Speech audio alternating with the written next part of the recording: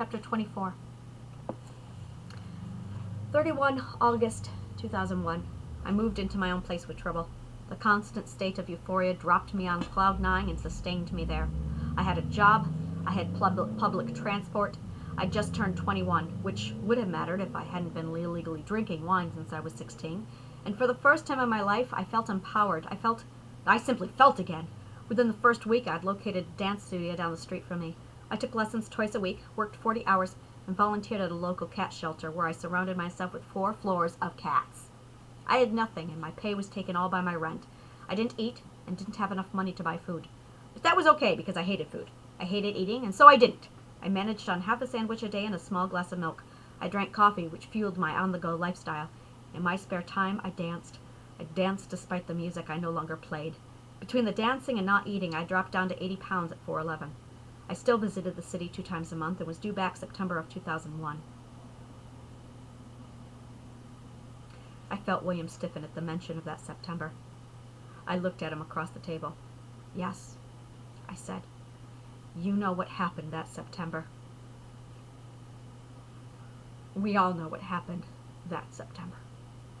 I watched his lips tighten. "How old are you?" I asked. 22. I smiled and bobbed my head. "You know where your parents were?" "My mom was attending morning classes. She was between classes when she heard people around her talking about it. My dad was homesick in bed and watching the whole thing on the news." I nodded. Someone always has a story to tell about their September 11th.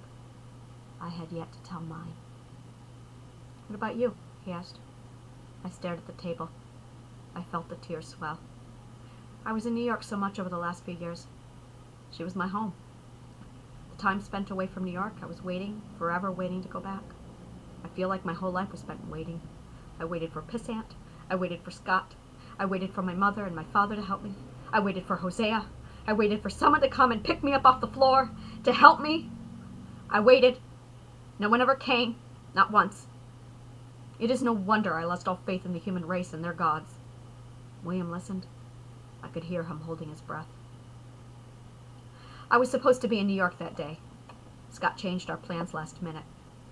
I was home in my new apartment. I had no television, I had a radio. The sun was shining and I was waiting for Scott to get there. He called me around 9 to tell me the news. A plane had hit the trade towers. He told me to turn on the radio and see if I could get a signal. I couldn't get reception. I was frustrated. I didn't understand. He stayed on the phone with me, shouting orders into the phone. I fumbled with the radio dial and tried to get a reception. Scott relayed the news on his end. "The tower's been hit. A second plane hit the towers." "What?" I didn't understand. I couldn't. I wanted to scream. I was confused. "I'll be there in a few minutes," he said. I fumbled with the dials. I didn't understand. I had no pictures. I only had the garbled voice on the other end, panicking as he did his best to relay the horror back to me. Scott came into the apartment. He shoved me out of the way and played with my radio, trying desperately to find a clear signal. He found one just as the towers fell. The reporter played back the event. The billowing smoke. The first tower fell. People, New Yorkers, my brothers, leapt from the buildings. I didn't understand. How can skyscrapers fall? I stood there shaking, not quite understanding, terrified, and so confused with the rest of New York and the world.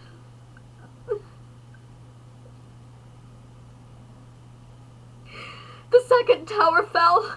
New York was screaming. She was falling apart. Scott looked at me and said, "I have to go back." "What? You just got here." "I know," he said, "but I have to go." "Into the war zone? We don't know what's going on." "I know, which is why I have to go back." "Take me with you." I said, "I can help." "No, you need to stay here. Come on now, I don't have much time." I didn't understand. Much time? Scott was unzipping his pants. "You can't be serious." New York was under fire. People were dying. I shook my head. "I don't want to. I can," ignoring my protests. He shoved me toward the bedroom. While my head was still spinning, he fucked me. While New Yorkers died, while I cried for my people, my family, my kin, he raped me. He finished, got dressed, said something, I don't remember what, and left. I heard the front door close, and I lay there naked, his semen dripping down my leg. My frail, 80-pound dancer-eaten body withered away while New York burned. And I cried for them. I laid there all day, unable to move or understand. I just lay there and cried in my room for my fellow man while my city burned. I woke the next morning. I moved like a corpse. I think everyone did that morning. I felt my apartment and stepped into air thick with death. I lived 3 hours away from the city. Too many of the people where I lived had kin in the city, moved from there only recently, or were there only days before. I walked the street to my bus and nearly retched at the morning newspaper. I saw it and went numb.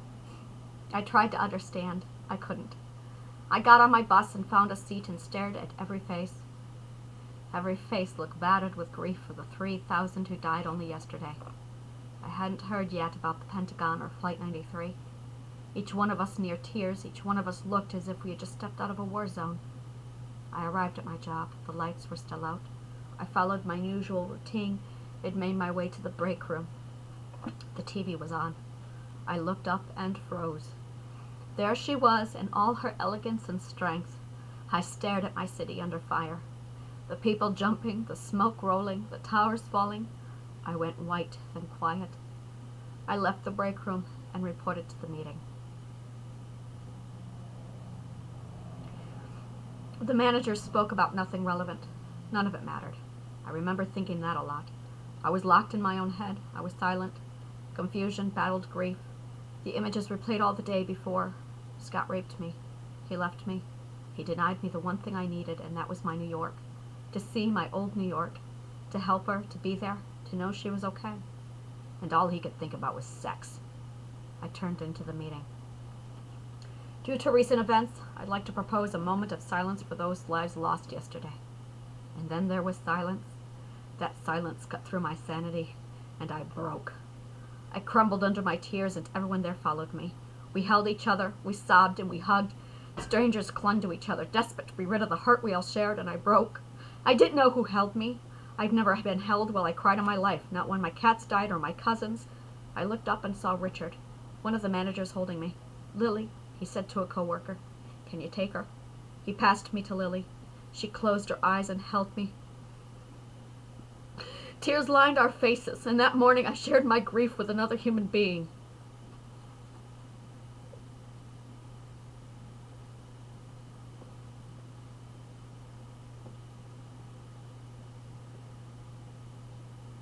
Richard would be my first husband. William looked up from his paper. There are moments when a writer wants to hold on to the secrets and savor them for the shock and awe of the big reveal, I said. This isn't one of those moments. He said nothing but returned his attention, gazed to his notes. I pressed my knuckles to my mouth. I've never gone back, I said. I felt William's eyes back on me. Ever? I shook my head. I can't. Not after. I kept shaking my head. I felt my eyes burn. Why not? He asked. I forced myself to take a deep breath. A fear of what I might see, I guessed. A different New York? One that I may not know? Or worse, one that may not know me. William gave a disinterested face and looked back down at his paper. I think it's something else, he said. I dropped my hand to my lap and forced a playful smile. Oh, do you? I knew I wasn't fooling him, not this time. William shrugged. New Yorkers are strong, he said. If there's anything 9/11 taught us, it's that New Yorkers, Americans, prevail. Yes, New Yorkers are rude, obstinate, and impatient, but they have a strength, a determination, seen in a very few other places in the world. 9/11 wouldn't change that. It would make them stronger. So what is it, he asked. What didn't you go back? I made a point of watching my cat in the green room. I've never really had the time, I said. Bullshit, William said. I looked at my guest. You're a writer, he said. You keep your own schedule. What difference does it make if I go back? I asked. It doesn't matter. It matters, he insisted. Why you didn't go back? Now, why didn't you go back? My head was reeling. I felt my anxiety rise with the words I needed to say. It had been too long. Because, I trailed off. Why? I was still holding it in. The bottled hurt. How could I dare cry about my lot when others were dying? I bit my finger. Because, why? Because I should have been there! I screamed. I was supposed to be there, and I'm sorry! I'm sorry I could do better by them!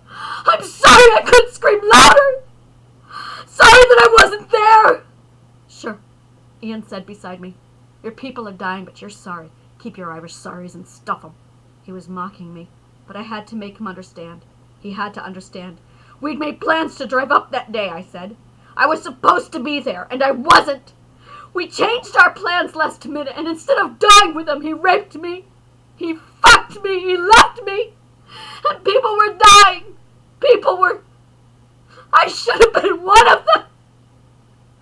But I was too busy. Too busy what? Ian said. Being raped? He scoffed. You deserve to get raped, is that it? Use it to punish you for not being there for New York?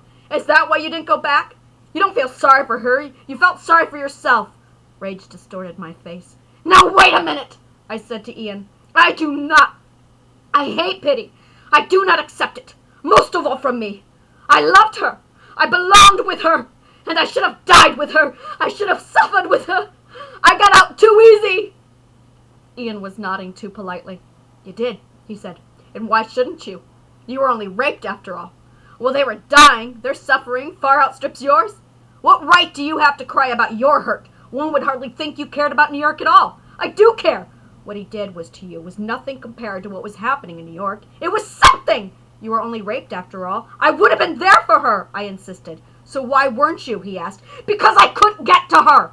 And why not, he pressed. Because he raped me. There was Ian's victorious smile. I looked to William, who sat looking horrified at me. Then all the hurt swelled up inside me, and I burst into tears. He left me, I shrieked. New York was burning, and he raped me. As the towers fell, people were dying. Children lay dying, and he raped me.